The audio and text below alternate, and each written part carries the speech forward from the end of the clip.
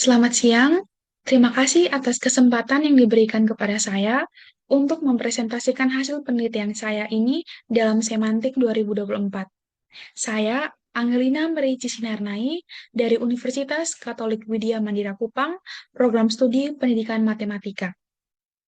Pada kesempatan ini, saya akan membahas penelitian saya yang berjudul Analisis Hambatan Belajar Siswa dalam Menyelesaikan Soal Matematika Materi Vektor kelas 10 MIPA SMA Santo Arnoldus Jansen Kupang. Baik, di sini saya akan melanjut ke pendahuluan. Yang pertama, latar belakang. Pendidikan merupakan upaya untuk meningkatkan potensi pribadi siswa secara akademik dan non-akademik. Pendidikan di tingkat SMA bertujuan mempersiapkan siswa untuk melanjutkan ke jenjang pendidikan tinggi, serta mengembangkan keterampilan akademik seperti berpikir kritis, membaca, dan berhitung. Matematika sebagai salah satu mata pelajaran penting berperan dalam memecahkan masalah sehari-hari, namun sering dianggap sulit oleh siswa. Kesulitan ini melibatkan penerapan rumus, pemahaman konsep, dan penggunaan bahasa matematika. Hambatan belajar termasuk ontogenik, epistemologis, dan didaktik menjadi salah satu penyebab kesulitan tersebut. Guru memegang peran penting dalam mengidentifikasi dan mengatasi hambatan ini untuk meningkatkan pemahaman siswa. Masalah. Berdasarkan observasi di kelas 10 MIPA SMA Santo Arnoldus Jansen Kupang, banyak siswa mengalami kesulitan dalam menyelesaikan soal matematika, khususnya pada materi vektor, seperti panjang, arah, dan vektor satuan. Kesulitan terlihat dari banyaknya kesalahan yang terjadi ketika siswa diberikan soal yang dimodifikasi dari contoh yang diajarkan. Penyebab. Penyebab ini ada tiga, yang pertama dari internal siswa, eksternal siswa, dan juga kesiapan belajar. Lalu solusi. Nah, solusi yang saya tawarkan di sini adalah kesulitan siswa dalam menyelesaikan soal matematika, khususnya pada materi vektor. Yang kedua, faktor-faktor penyebab kesulitan tersebut. Lalu yang ketiga, hasil penelitian ini diharapkan memberikan panduan bagi guru untuk mengembangkan metode pembelajaran yang lebih efektif dan mampu mengatasi hambatan belajar siswa. Lalu, metode. Di sini ada 6 poin. Yang pertama, jenis penelitian. Jadi jenis penelitian di sini yaitu deskripsi kualitatif. Lalu lokasi penelitiannya di SMA Santo Arnoldus Jansen Kupang. Subjek penelitiannya, siswa kelas 10 MIPA yang berjumlah 25 orang. Instrumen, observasi awal, wawancara, observasi penelitian, dan tes. Teknik pengumpulan data yaitu observasi, wawancara, dan tes.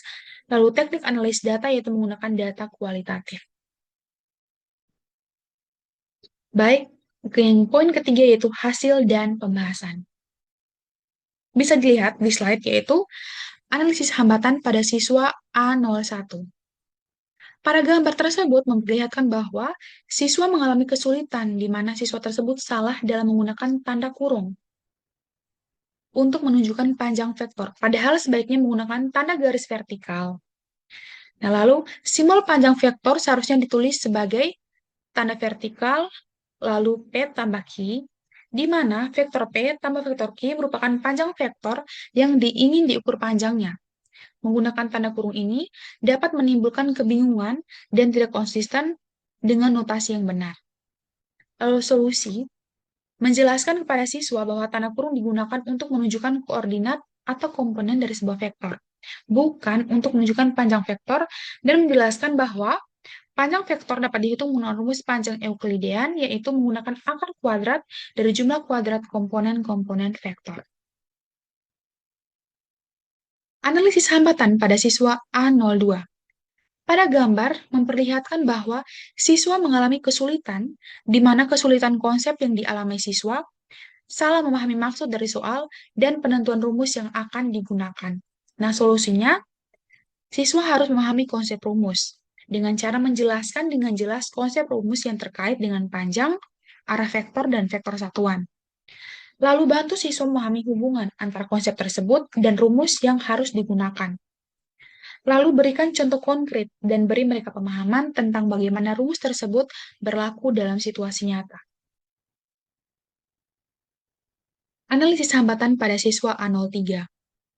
Nah, pada gambar 3, di mana siswa tersebut mengalami kesulitan, di mana wujud kesulitan ini yaitu dalam hal melakukan operasi aljabar, yaitu I tambah 8J tambah negatif 3K per akar 74. Siswa salah mengelompokkan penjumlahan vektor dalam urutan yang tepat, padahal seharusnya dilakukan dalam kurung I tambah 8J tambah dalam kurung negatif 3K tutup kurung per akar 74. Kesalahan semacam ini dapat menghasilkan jawaban yang berbeda. Nah, solusinya menunjukkan langkah-langkah yang benar. Berikan contoh konkret tentang langkah-langkah yang benar dalam penjumlahan vektor. Lalu, tampilkan contoh yang berbeda untuk menunjukkan hasil yang berbeda jika kelompokan tidak dilakukan dengan benar. Lalu, jelaskan bagaimana mengelompokkan vektor secara tepat dan menampakkan komponen-komponen yang sesuai. Analisis hambatan pada siswa A04. Pada gambar 4, memperlihatkan bahwa siswa mengalami kesulitan, di mana siswa tersebut salah dalam memecahkan masalah yang diberikan. Siswa salah mengidentifikasi vektor yang relevan atau tidak mampu menghubungkan konsep vektor dengan situasi yang diberikan.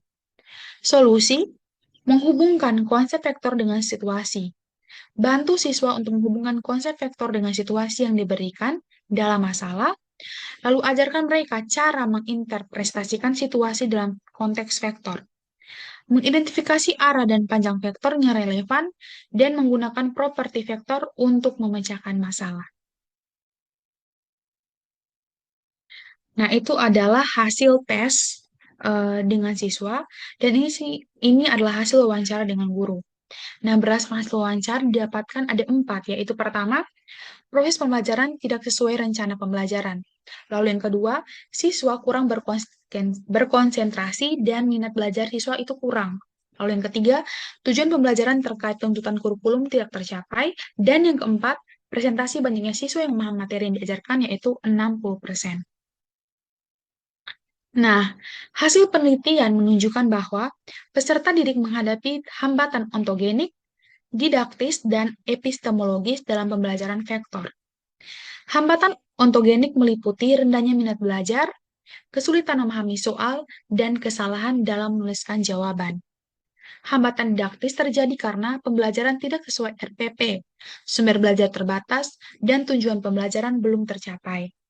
Hambatan epistemologis terlihat dari kesalahan penggunaan simbol, penerapan rumus, dan kebingungan dalam operasi penjumlahan vektor. Untuk mengatasi hambatan tersebut, perlu diciptakan lingkungan belajar yang kondusif, disediakan bahan ajar interaktif, serta diberikan pelatihan terarah guna meningkatkan pemahaman peserta didik terhadap konsep vektor.